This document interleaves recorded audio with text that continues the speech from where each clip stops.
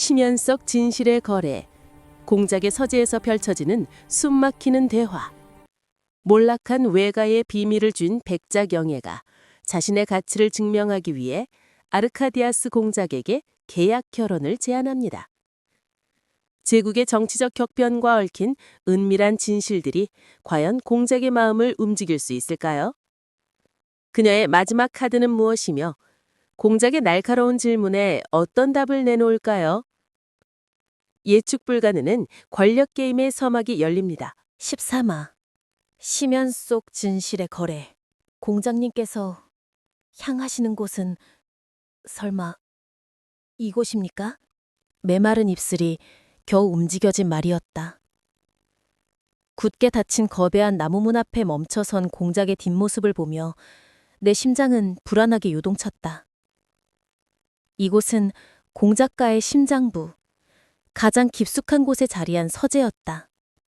두꺼운 나무문은 짙은 고동색으로 묵직한 위협감을 풍기며 닫혀 있었고 그 육중한 문이 끼익 소리를 내며 열리자 코끝을 스치는 것은 오래된 종이와 잉크 그리고 은은한 백단향이었다.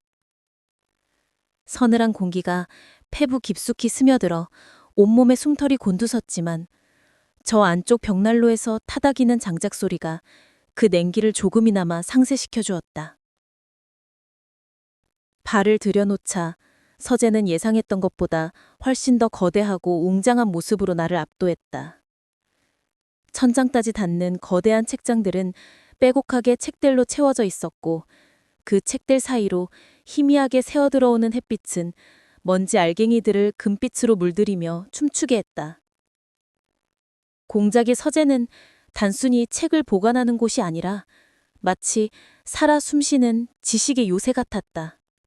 짙은 고동색 가죽으로 덮인 앤티크 책상 위에는 정교한 은재 펜대와 잉크병, 그리고 펼쳐진 서류들이 놓여 있었다. 그 옆에는 가죽으로 된 안락의자 2개가 서로 마주보며 놓여 있었는데 그 모습이 마치 대결을 앞둔 두 존재를 위한 자리 같았다. 아리카디아스 공작은 망설임 없이 한쪽 의자에 몸을 기댔다. 푹신한 가죽이 그의 무게를 받아들이며 미세하게 낮아지는 소리가 고요한 서재에 울렸다. 나는 그의 시선에 이끌려 마치 거대한 자석에 끌리는 쇠붙이처럼 맞은편 의자에 앉을 수밖에 없었다.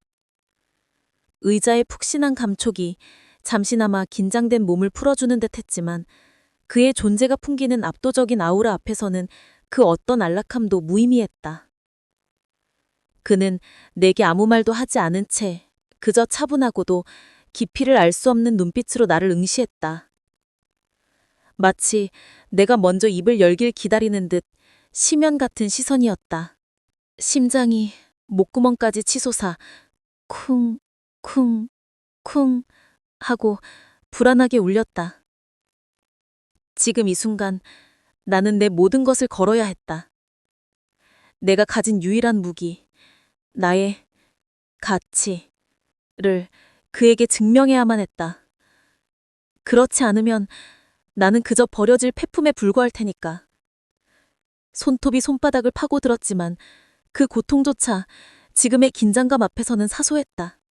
공장님께서 제게 요구하신 중요하고 사적인 이야기는 제 외가와 관한 것입니다.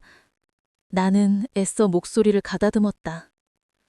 목구멍이 바싹 마른 듯 했지만 떨림을 억누르기 위해 이를 아껴물었다.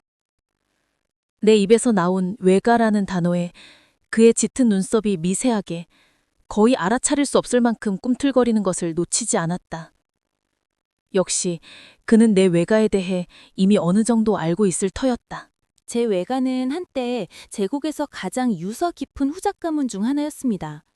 황실과도 밀접한 관계를 맺고 있었으며 제국의 정치, 경제, 사회 전반에 걸쳐 막대한 영향력을 행사했죠.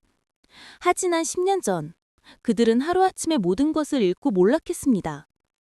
공식적인 기록에는 역모를 꾀했다는 명목으로 숙청되었다고 되어 있습니다만 나는 잠시 말을 멈추고 그의 표정을 살폈다. 그의 얼굴에는 어떤 감정도 읽히지 않았지만 그의 시선은 여전히 날카로운 칼날처럼 나를 꿰뚫는 듯했다. 나는 얕게 숨을 들이쉬고는 그의 눈을 똑바로 응시하며 말을 이었다. 그들이 몰락한 배경에는 공장님께서도 익히 아실 만한 제국의 중대한 정치적 격변이 있었습니다. 그 격변은 단순히 한 가문의 몰락으로 끝나지 않았죠. 제국의 권력 구도를 완전히 뒤바꾸어 놓았고 현재 공장님께서 마주하고 계신 많은 문제의 근원이 되었습니다. 내 말에 그의 깊이를 알 수 없던 눈빛이 아주 잠시, 아주 미세하게 흔들리는 것을 보았다. 순간 심장이 짜릿하게 울렸다. 내가 제대로 짚었다는 확신이 들었다. 저는 그 격변의 한가운데서 모든 것을 지켜본 자입니다. 비록 어린 나이였지만 저는 어머니를 통해 그리고 제 외가에서 오고 가는 수많은 사람들의 대화를 통해 공식적인 기록에는 없는 은밀한 진실들을 알고 있습니다. 단순히 몇몇 사실들이 아니라 그 진실들이 어떻게 연결되고 어떤 결과를 초래했는지에 대한 전체적인 그림을 가지고 있습니다. 나는 의자의 펠거리를 꽉 쥐었다. 손바닥에 땀이 흥건했지만 내 목소리는 흔들리지 않도록 누럭했다. 마치 내 모든 존재를 걸고 이 말을 지탱하는 것처럼. 그 진실들은 공장님의 현재 위치를 더욱 공고히 하거나 혹은 공장님을 위협하는 세력에 대항할 강력한 무기가 될 수 있습니다. 공장님께서 파악하고 계신 정보의 빈틈을 메우고 예측 불가능한 상황에 대비할 수 있게 해줄 것입니다. 하나의 예시를 들어볼까요? 현재 공장님을 견제하는 황실립 특정 파월의 핵심 인물들이 제 외가와 어떤 방식으로든 얽혀 있다는 사실을 알고 계십니까? 나는 그의 눈을 똑바로 바라보며 감히 도발적인 질문을 던졌다.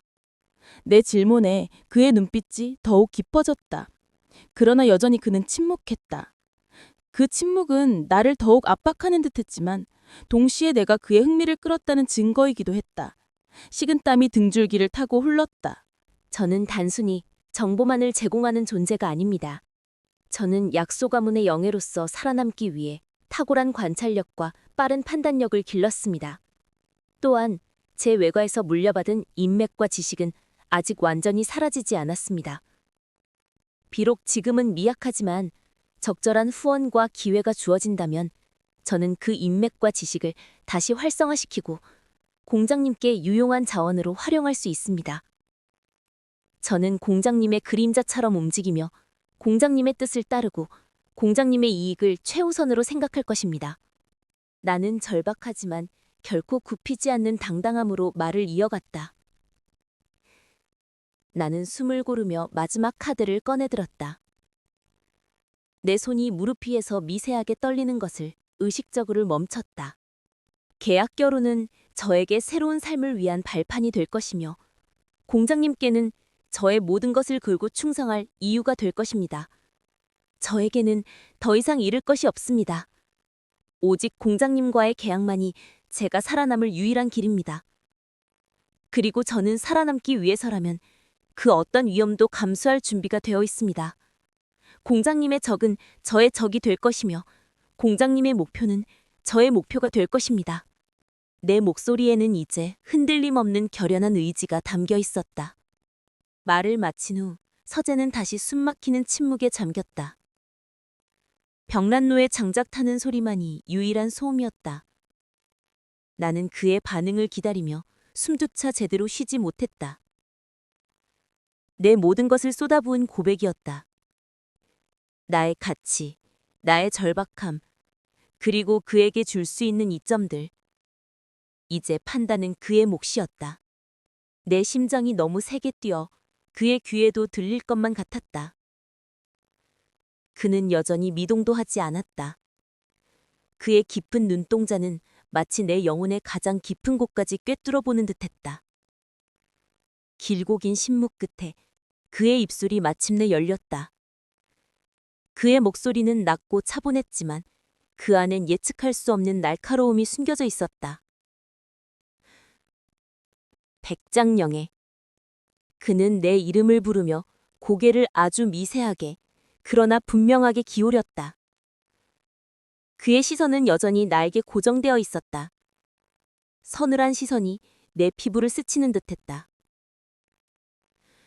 그렇다면 그 진실이 정말로 제국을 뒤흔들 정도의 파급력을 가지고 있었다면 왜 당신의 외관은 그토록 허무하게 무너져 내렸을까요?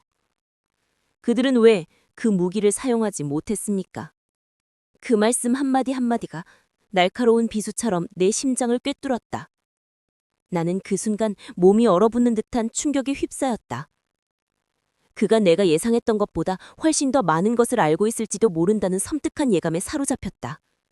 그리고 그 예감은 나의 가장 깊은 곳에 숨겨져 있던 또 다른 진실을 수면 위로 끌어올리는 시작이 될 것만 같았다.